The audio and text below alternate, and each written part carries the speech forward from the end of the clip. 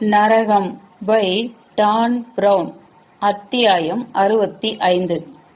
அந்த ஃப்ரியேச்சர் Kento bathroom ஒன்றும் வர்த்தக விமானங்களில் உள்ளதை காட்டிலும் பெரிதல்ல. அதில் வெறுமனே திரும்பி நிற்க மட்டுமே முடிந்தது. தோளில் தடிப்புள்ள அவர் தலைவருடனான அந்த அழைப்பை முடித்துவிட்டு போனை பையுக்குள் வைத்தார். நிலைமை மாறிவிட்டது. அவர் உணர்ந்து கொண்டார். மொத்த நிலவமைப்பும் தலைகீழாக மாறிப்போனது. தன்னுடைய நிலைக்கு வர அவருக்கு கொஞ்சம் நேரம் தேவைப்பட்டது. என்னுடைய நண்பர்கள் இப்பொழுது என்னுடைய எதிரிகள். தன்னுடைய கழுத்து டையை தளர்த்தி விட்டு கொண்ட அவர் பருவேறிய முகத்தை கண்ணாடியில் பார்த்து கொண்டார். நினைத்ததை விட அவர் தோற்றம் மோசமாக இருந்தது. தன்னுடைய நெஞ்சு வலியோடு ஒப்பிடுகையில் அவர் முகத்திற்கு அவ்வளவு முக்கியத்துவம் தேவையில்லை. தயக்கத்துடனே சில பட்டன்களை கழற்றி சட்டையை உருவினார். கண்களை கண்ணாடியில் பதித்து கொண்டு தன்னுடைய வெற்று மார்பை ஆராய்ந்தார். ஜீசஸ்! அந்த கருப்பான பகுதி பெரிதாகிக் கொண்டே இருந்தது. அவர் மார்பின் மைய பகுதியில் இருந்த தோல் கருநீல நிறத்தில் காணப்பட்டது. நேற்றிரவு அந்த பகுதி ஒரு கோல்ஃப் பந்து அளவுக்கு பெரிதாக தொடங்கியிருந்தது. ஆனால் இப்பொழுது அது ஒரு ஆரஞ்சு பழ அளவுக்கு பெரிதாகிவிட்டது. அந்த சதையை மெதுவாக தொட்ட அவர் கையை சட்டென்று பின்னுக்கு இழுத்து கொண்டார்.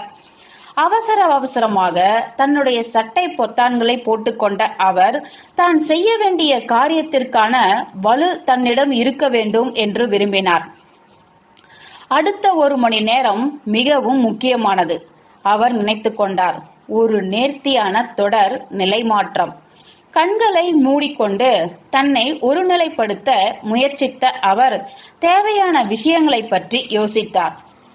என்னுடைய நண்பர்கள் என் எதிரிகளாகி விட்டார்கள். அவர் மீண்டும் நினைத்து கொண்டார். அவர் கொஞ்சம் ஆழ்ந்தும் வலியுடனும் மூச்சை இழுத்து விட்டு கொண்டார். அது தன்னுடைய நரம்புகளை அமைதிப்படுத்தும் என்று விரும்பினார். தன்னுடைய உள்நோக்கங்களை மறைத்து வைத்துக்கொள்ள தான் அமைதியாக இருக்க வேண்டும் என்பது அவருக்கு தெரியும். தூண்ட செய்யும் நடவடிக்கைகளுக்கு உள்ளார்ந்த அமைதி அவசியம். ஏமாற்றுதலுக்கு அவர் அந்நியப்பட்டவர் அல்ல. இருந்தாலும் அவருடைய இதயம் இப்பொழுது மிக வேகமாக துடித்துக் கொண்டிருந்தது. அவர் மீண்டும் ஆழ்ந்து சுவாசித்துக் கொண்டார். நீ பல காலமாக மக்களை ஏமாற்றிக் கொண்டிருக்கிறாய். அதையே தான் செய்து கொண்டிருக்கிறாய். அவர் தனக்குத்தானே நினைவுபடுத்திக் கொண்டார். தன்னைத்தானே வலுப்படுத்திக் கொண்ட அவர் லெங்டன் மற்றும் சியானாவிடம் செல்ல தயாரானார். என்னுடைய இறுதி ஆட்டம் என்று அவர் நினைத்து கொண்டார். பாத்ரூமில் இருந்து வெளியே வரும் முன்னர் இறுதி முன்னெச்சரிக்கையாக தன்னுடைய செல்போனில் இருந்து பேட்டரியை வெளியே எடுத்த அவர் அந்த சாதனம் தற்பொழுது இயங்காது என்பதை உறுதிப்படுத்திக் கொண்டார். அவர் வெளிரி போயிருந்தார். தடிப்புகள் உள்ள அந்த ஆள் அந்த அறைக்குள் மீண்டும் நுழைந்து தன்னுடைய அறையில் ஒரு வலி மிகுந்த விசும்பலுடன் அமர்ந்த போது சியானா அப்படித்தான் நினைத்து கொண்டார். ஒன்றும் பிரச்சனை இல்லையே என்றால் சியானா நேர்மையான அக்கறையுடன். அவர் தலையாட்டினார். நன்றி, ஆமாம், ஒன்றும் பிரச்சனை இல்லை. அவருடன் பகிர்ந்து கொள்வதற்கு வேண்டிய எல்லா விதமான தகவல்களையும் பெறுவதற்காக சியானா விஷயத்தை மாற்றினாள். எனக்கு மீண்டும் உங்களுடைய போன் வேண்டுமே என்றாள் அவள். உங்களுக்கு ஒன்றும் பிரச்சனை இல்லை என்றால் தாருங்கள். நான் 2Gயை பற்றி தொடர்ந்து தேடிக்கொண்டே இருக்க வேண்டியிருக்கிறது. நாம் ஜெயின் மார்க்கிற்கு செல்லும் முன்னர் சில விடைகளையாவது நாம் தெரிந்து கொள்ளலாம். ஒன்றும் பிரச்சனை இல்லை என்ற அவர் தன்னுடைய பையில் இருந்து போனை எடுத்து அதன் திரையை சரிபார்த்தார். அடக்கடவுளே, என்னுடைய பேட்டரி பேசிக்கொண்டிருக்கும் போதே குறைந்து விட்டது. இப்பொழுது சுத்தமாக சார்ஜ் இல்லை என்று நினைக்கிறேன். அவர் தன்னுடைய கடிகாரத்தை பார்த்தார். நாம் சீக்கிரத்திலேயே வெனிஸ் சென்று விடலாம். கொஞ்சம் காத்திருக்கலாமே. இத்தாலிய கடற்கரைக்கு 5 மைல்கள் தள்ளி மென்டாசியத்தில் இருந்த மூத்த அதிகாரியான நோல்டன் கூண்டில் அடைக்கப்பட்ட ஒரு மிருகத்தை போல் அந்த அறைக்குள்ளாகவே அங்கும் இங்கும் தலைவர் நடந்து கொண்டிருப்பதை அமைதியாக கவனித்துக் கொண்டிருந்தார். அந்த தொலைபேசி அழைப்பை தொடர்ந்து தலைவரின் பாதை மாறிவிட்டது என்பது தெளிவாக தெரிந்தது. தலைவர் யோசித்துக் கொண்டிருக்கும் போது ஒரு வார்த்தையும் குறுக்கிட்டு பேசக்கூடாது என்றும் நோல்டனுக்கு நன்றாக தெரியும். இறுதியாக ஆழ்ந்த சிந்தனையில் இருந்த அந்த மனிதர் பேசும்போது இருந்த இறுக்கம் நோல்டன் இதுவரை அறிந்திராத ஒன்று. நமக்கு வேறு வழியில்லை. நாம் இந்த வீடியோவை டாக்டர் சின்ஸ்கியுடன் பகிர்ந்து கொள்ளத்தான் வேண்டும். அப்படியே உறைந்து நின்றுவிட்ட நோல்டன் தன்னுடைய ஆச்சரியத்தை வெளிக்காட்டிக் கொள்ள விரும்பவில்லை. அந்த வெள்ளி நிற தலைமுடி கொண்ட சாத்தானிடமா? அவளிடம் இருந்துதானே வருடம் முழுவதும் ஜாப்ரீஸ்டை நாம் பாதுகாத்திருந்தோம். ஓகே சார், அவளுக்கு இமெயில் மூலம் வீடியோவை அனுப்பும் வழியை கண்டுபிடிக்கட்டுமா? கடவுளே, வேண்டாம். அது பொதுமக்களிடம் கசியக்கூடிய வாய்ப்பில்லையா? அது ஒரு பெரிய கொந்தளிப்பையே உருவாக்கிவிடும். எனக்கு டாக்டர் சின்ஸ்கி இந்த கப்பலுக்கு வர வேண்டும். முடிந்தவரை அதை செய்ய பாருங்கள். நோல்டன் அவநம்பிக்கையுடன் உற்று பார்த்தார். இவர் உலக சுகாதார நிறுவனத்தின் இயக்குனரை இந்த மென்டாசியத்திற்கு கொண்டு வர வேண்டும் என்று விரும்புகிறாரா? சார், நம்முடைய ரகசிய தன்மையை மீறும் இந்த விஷயம் முற்றிலும் ஆபத்தான. சொன்னதை செய்யுங்கள் நோல்டன், உடனே. அத்தியாயம் 66. வேகம் எடுத்துக் கொண்டிருக்கும் பிரேச்சியர் கென்டோவின் ஜன்னலுக்கு வெளியே உற்று பார்த்து கொண்டிருந்த FS-2080 ராபர்ட் லெங்டனின் பிரதிபலிப்புகளை அந்த கண்ணாடியில் பார்த்து கொண்டிருந்தார். வெட்ரன் ஜாப்ரிஸ்ட் இயற்றிய மரண முகமூடிகான புதிரை அவிழ்ப்பதற்கு அந்த புரொஃபசர் இன்னமும் தன்னுடைய மூளையை கசக்கிக் கொண்டிருந்தார். வெட்ரன்ட், கடவுளே, நான் அவரை தொலைத்து விட்டேன் என்று நினைத்து கொண்டார் FS-2080. தொலைத்ததன் வழி மிகவும் புதியதாக இருந்தது.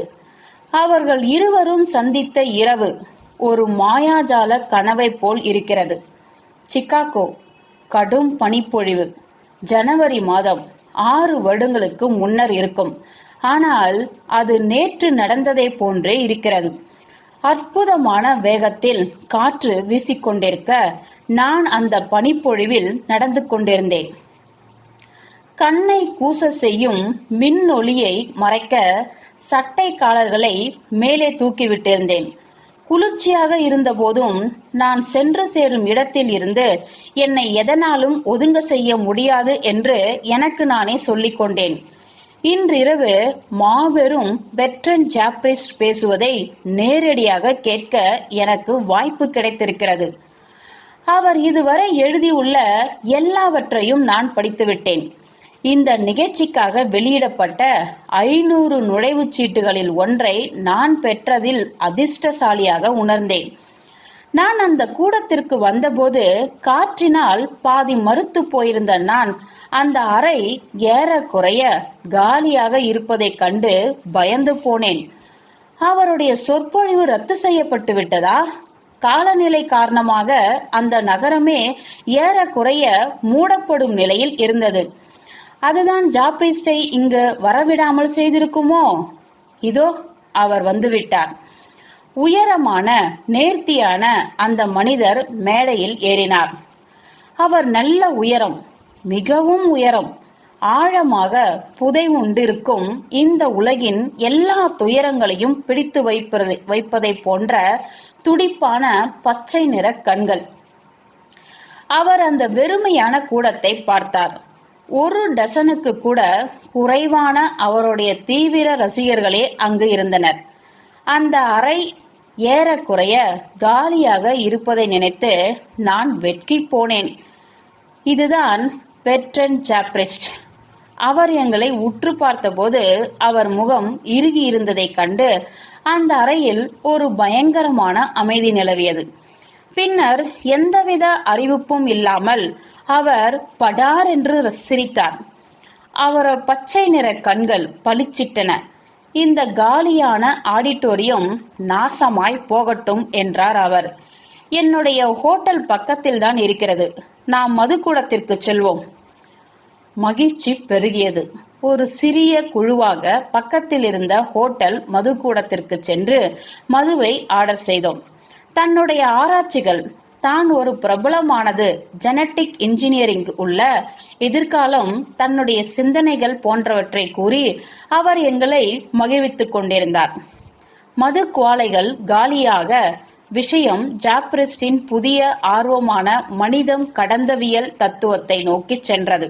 மனித குலம் நீண்ட காலம் உயிர் பிழைத்திருப்பதற்கு மனிதம் கடந்தவியல்தான் ஒரே நம்பிக்கை என்று போதிக்கத் தொடங்கிய ஜாப்ரிஸ்ட் தன்னுடைய கையை ஒரு பக்கமாக நகர்த்திவிட்டு கொண்டு அவர்கள் எல்லோரும் தன் தோளில் பொறிக்கப்பட்டிருந்த B++ என்ற டாட்டூவை காட்டினர். நீங்களே பாருங்கள், நான் முழுவதுமாக கமிட் ஆகிவிட்டேன். மது குவாலைகள் நிரம்பத் தொடங்கியதும் ஒரு ராக் இசை பாடகருடன் நான் தனியாக சந்தித்ததை போல் உணர்ந்தேன். இந்த மரபியல் மேதை நேரில் பார்க்கும்போது இத்தனை வசீகரமாகவும் மகிழ்ச்சி நிரம்பியராகவும் இருப்பார் என்று நான் கற்பனை கூட செய்து பார்க்கவில்லை. என்னை ஒவ்வொரு முறை ஜாப்ரிஸ்ட் பார்க்கும் போதும் அவருடைய பச்சை நிற கண்கள் என்னுள் முற்றிலும் எதிர்பாராத உணர்வை பற்ற வைத்தது. அது முழுக்க முழுக்க பாலியல் கவர்ச்சியே. இன்றிரவை செலவிட்டமைக்கு நன்றி என்ற நான் சற்றே மயங்கிய நிலையில் இருந்தேன். நீங்கள் ஒரு அற்புதமான ஆசிரியர். இது ரொம்ப அதிகம் என்று புன்னகைத்த ஜாப்ரிஸ்ட் என்னிடத்தில் நெருங்கி உட்கார்ந்தார். எங்க கால்கள் ஸ்பரிசித்தன. அது உன்னை எங்கோ கொண்டு சென்றுவிடும். அந்த காதல் விவகாரத்தை விவரிப்பது முற்றிலும் பொருத்தமற்றது. ஆனால் தனிமையான சிகாகோ ஓட்டலில் பனி விழும் இரவில் மொத்த உலகமும் அப்படியே நின்றுவிட்டதை போல் இருந்தது. இப்பொழுது என்ன நினைக்கிறாய் என்றார் ஜாப்ரிஸ்ட். என்னுடைய அறையில் இரவு மது அருந்தலாமா? நான் உறைந்து போனேன். காரின் விளக்கொளியில் தெரியும் மானை போல் ஆனேன். இதை எப்படி செய்வதென்று எனக்கு தெரியவில்லை. ஜாப்ரிஸ்டின் கண்கள் கதகதப்பாக மின்னின. நான் சொல்லட்டுமா? அவர் கிசுகிசுத்தார். நீ பிரபலமான ஆள் யாருடனும் இருந்ததே இல்லை. நான் சிவந்து போனதை என்னாலேயே உணர முடிந்தது. நான் உணர்ச்சி கொந்தளிப்பை மறைக்க போராடிக் கொண்டிருந்தேன். கூச்சம், பரவசம், பயம். உண்மையை சொல்ல வேண்டும் என்றால் நான் அவரிடம் சொன்னேன், நான் எந்த ஆணுடனும் இருந்ததே இல்லை. புன்னகைத்த ஜாப்ரிஸ்ட் அவரை நெருங்கி வந்தார். நீ எதற்காக காத்திருக்கிறாய் என்று எனக்கு தெரியாது. ஆனால் நானே உன்னுடைய முதலாமானவனாக இருந்து விடுகிறேன். அந்த கணத்தில் என்னுடைய குழந்தை பருவத்தில் இருந்த என்னுடைய அசௌகரியமான பாலியல் பயங்களும் விரக்திகளும் காணாமல் போயின. அவை அந்த பனியிரவில் ஆவியாகி போயிருந்தன. முதல் முறையாக நான் வெட்கத்தின் தடை கடந்து ஆசை கொண்டேன். எனக்கு அவர் வேண்டும். 10 நிமிடங்களுக்கு பின்னர் நாங்கள் ஜாப்ரிஸ்டின் ஹோட்டல் அறையில் இருந்தோம். ஜாப்ரிஸ்ட் தனக்கு வேண்டிய நேரத்தை எடுத்துக்கொண்டார். அவருடைய நிதானமான கைகளில் இருந்த அந்த அரவணைப்பான உணர்வுகள் என்னுடைய உடல் அதற்கு முன்னர் உணராதவை. இது என்னுடைய விருப்பம். அவர் என்னை கட்டாயப்படுத்தவில்லை.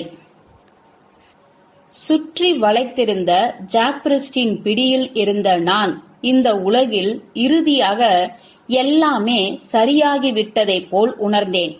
அங்கேயே கிடந்து பனிவிழும் இரவை ஜன்னலுக்கு வெளியே பார்த்து கொண்டிருந்த போது இவரை நான் எங்கும் பின்தொடர்வேன் என்பதை உணர்ந்தேன்.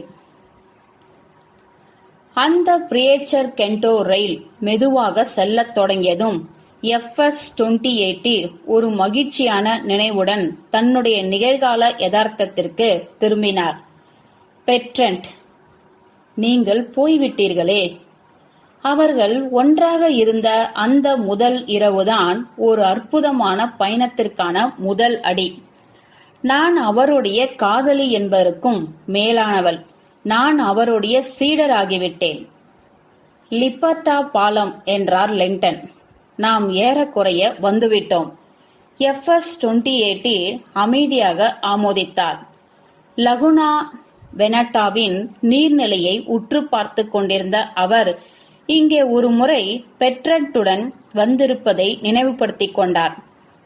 அந்த அமைதியான காட்சி கரைந்து போய் இப்பொழுது ஒரு வாரத்திற்கு முன்பிலிருந்து பயங்கர நினைவாக மாறிவிட்டது.